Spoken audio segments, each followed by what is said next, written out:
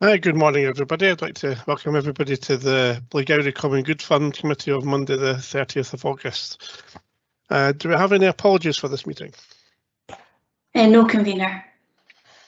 And do we have any declarations of interest? I've just put one in the chat, convener, for paper P1. Okay. A non-financial interest as a trustee of the Blairgowrie Community Football or something like that group. Thank you very much. I think we understand what you mean.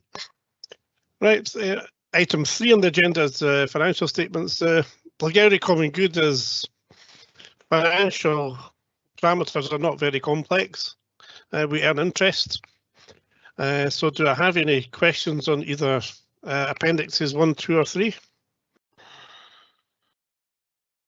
I'll have to wait for a little delay given the internet and things. I have a question from somebody, but my chat's not telling me who. So you just speak. It's Caroline. Thank you. Just go ahead, Caroline. So it's just a general question. So there's been some discussion, primarily with the Community Council, about if there was a way of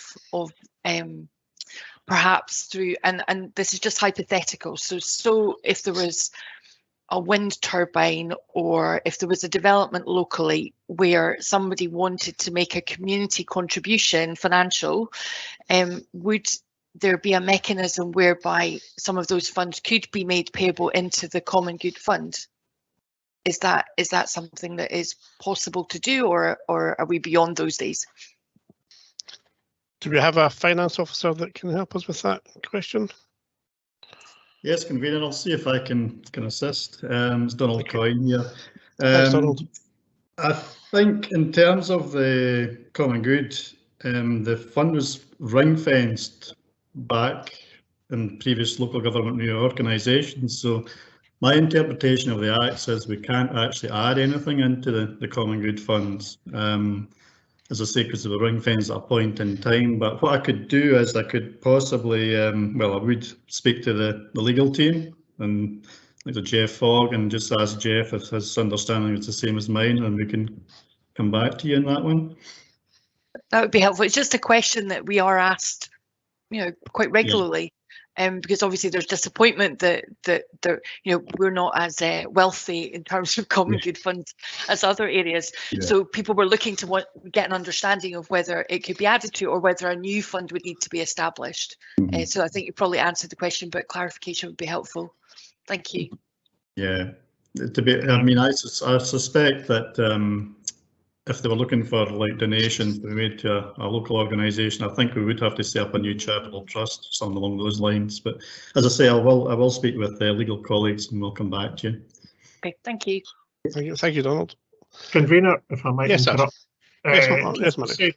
In other areas, Caroline, where we've had wind farms, etc., in this area and other income streams, we've had to set up a development trust, and we've not been able to do it through the local common good funds because Ochterarder, etc., has a relatively affluent common good fund, as you might be aware, relative to Blairgowrie, and we had to set up a development trust to take the money from the wind farm and to use it. Okay, thank you. I suppose that'd be similar to the Drumderga at Ailith that probably Caroline know better. Yep. Yeah, thank you. So any other questions on appendixes 1, 2 or 3, or are we going to note these papers? Everybody agreed? We note these papers? Agreed to note the papers, yeah. So we now go into private session. So that's this meeting closed. Thank you very much.